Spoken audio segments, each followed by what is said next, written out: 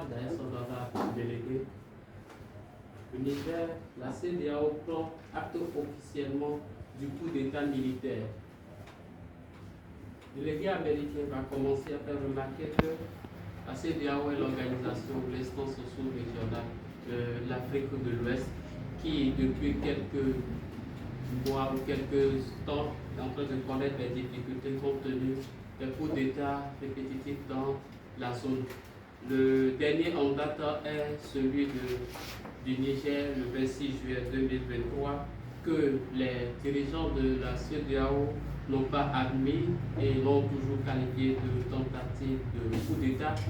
mais par la suite,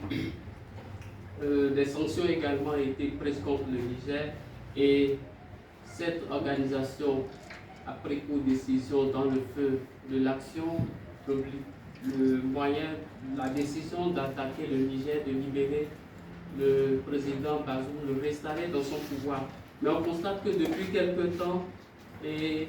la question a été laissée en sourdine et au dernier sommet des chefs d'État et de gouvernement de la CEDEAO, les dirigeants ont pris officiellement acte du coup d'État militaire et donc cela voudrait dire sur le plan politique que les conséquences seront au rendez-vous, ce qui entraîne premièrement la suspension du Niger des organes de prise de décision de la CEDEAO. Sur le plan social, cela voudrait dire effectivement que le sujet a été pris en compte par les dirigeants de la CEDEAO, le projet de renoncer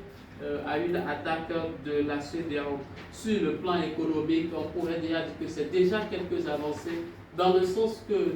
à la fin à la prise de décision de la CEDEAO, il a été décidé des sanctions à l'encontre du Niger, des sanctions qui évidemment n'ont pas été levées, mais qui, selon le contexte, pourraient être levées avec